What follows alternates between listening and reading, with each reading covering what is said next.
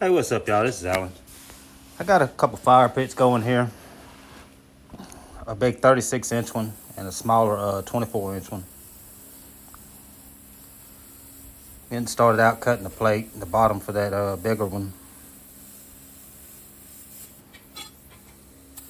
It's octagon shape, so I'm just going around cutting the corners off a square. If you do something like this, though, make sure you keep those corners because those are going to come in handy as we move along for other things.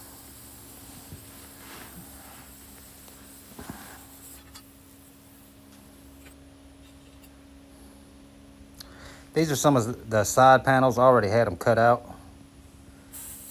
And I'm just using a little template that I have here to make an air opening on the bottom of 4 of them.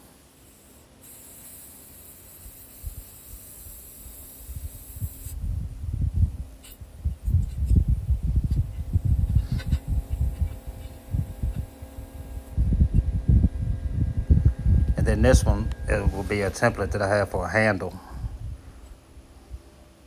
Only 2 of them I have that. I'm not putting the rail around this one. This one is built more for capacity than anything else.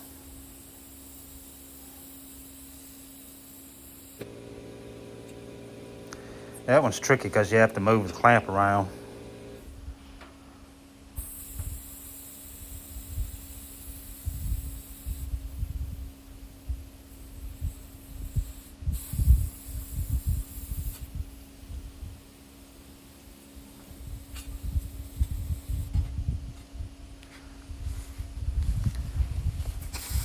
And we're just getting all the pieces put together here.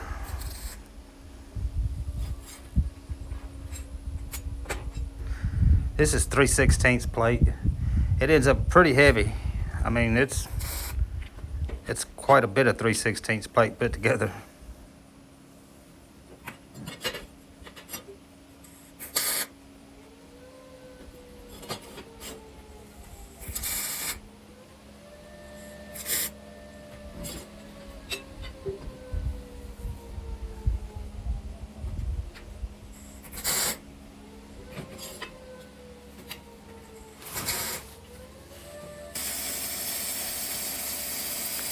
Got them all on there and get it welded out now.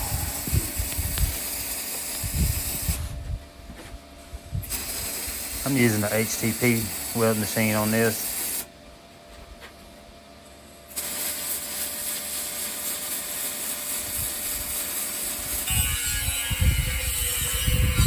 On the legs, I'm cutting some 4-inch square tubing. I'm gonna cut it in half.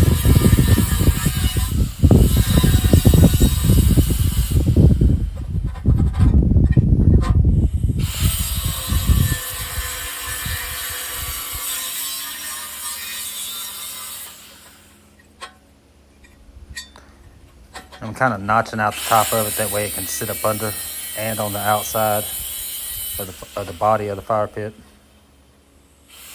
I'm just using a grinder to cut this out to save on cleanup with the plasma. It's just a little quicker to buff that little burr off than it is to clean off all the plasma slag and everything.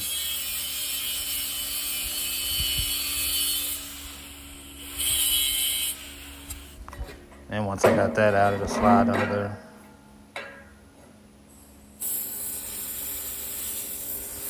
Here I'm just cutting some half circles. That'll be the feet underneath the legs, so it's not sinking in the ground and stuff.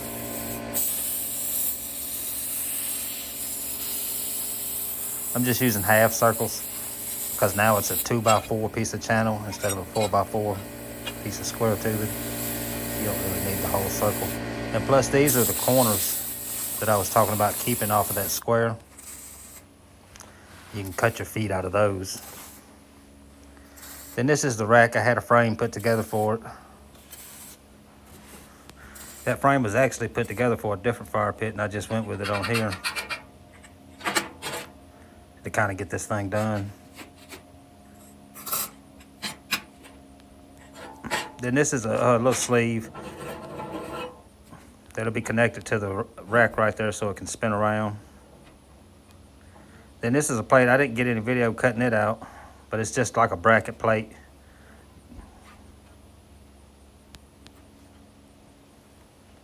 And it also was cut out of one of those corners.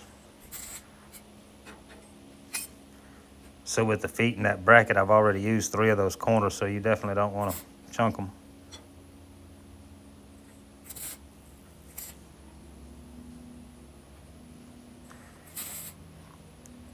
And these are just to help steady the rack, because the rack is so big.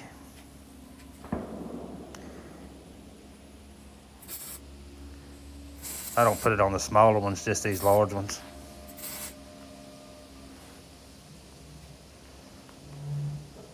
And that's pretty much it on this one. And I can get it over to paint. And then while I'm doing that, I'm gonna pull this out. This body was already tacked up. It's an Arkansas Razorback cutout. I actually put this thing together a couple years ago, and it's just been sitting over there in the corner because I never finished it. And today is finally the day. So this is gonna be an outside ring for it, and the outside ring for another one, or the rack ring for another one.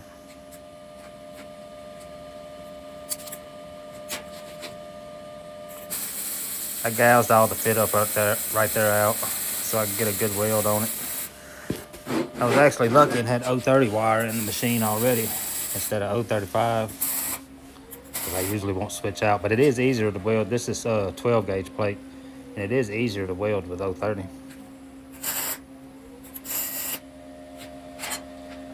This is just getting the ring around the outside.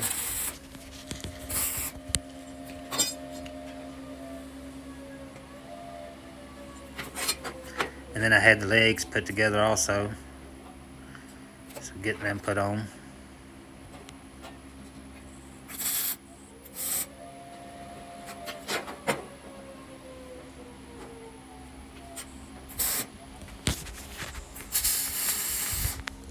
And this is a similar setup as the other one. It has that sleeve, but this one has a bearing on the top and the bottom. And a bolt will go down through that bearing and through the rack.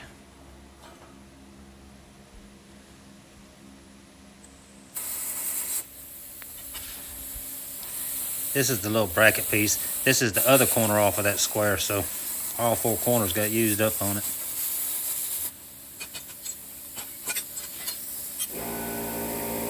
And it's just a matter of basically cutting a smaller triangle out of it and then drilling a hole into it for that bolt to go through.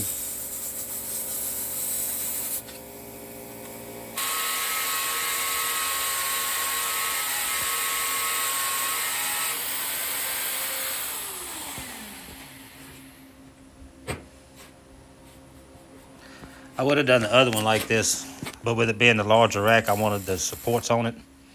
And with this setup, it doesn't have that rod that goes up to connect the supports to.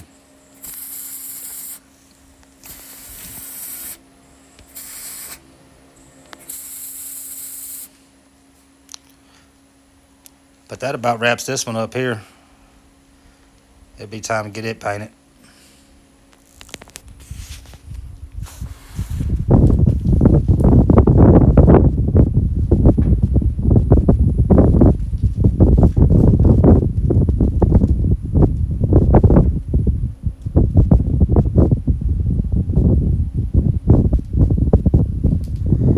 And I got them both finished up here. If you're looking for a fire pit or interested in one of these, the smaller Razorback ones is $325, and the larger 36-inch one is $500. The larger one's built with 3/16. That smaller one's built with 12 gauge.